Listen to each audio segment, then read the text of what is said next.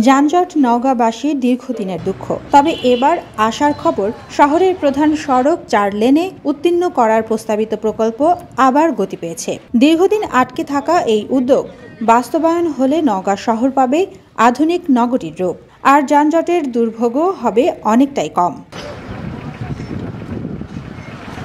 বুধবার 27 আগস্ট জেলা প্রশাসকের কার্যালয়ে অনুষ্ঠিত এক স্টেক হোল্ডার সভায় এ তথ্য জানানো হয়। সভায় সভাপতিত্ব করেন জেলা প্রশাসক মোহাম্মদ আব্দুল আওয়াল। প্রধান অতিথি ছিলেন সড়ক পরিবহন ও মহাসড়ক বিভাগের অতিরিক্ত সচিব ও প্রকল্প বাস্তবায়ন কমিটির আহ্বায়ক ডক্টর মোহাম্মদ জিয়াউল হক।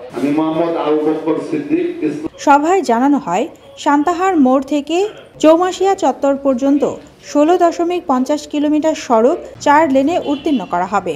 এতে শুধু যানজটই কমবে না, বরং ব্যবসা বাণিজ্য সহ নওগাঁর সামগ্রিক উন্নয়নেও নতুন গতি আসবে। সভায় উপস্থিত সবাই প্রকল্পের বিভিন্ন ধাপ, করণীয় ও সম্ভাব্য সুফল নিয়ে আলোচনা করেন। সভায় বক্তারা বলেন, প্রকল্পটি বাস্তবায়নে সব শ্রেণী পেশার মানুষের সহযোগিতা প্রয়োজন। জেলা প্রশাসনও আশাবাদ ব্যক্ত করেছেন, দ্রুত অনুমোদন পেলে খুব শিগগিরই শুরু হবে 4 লেন সড়কের কাজ।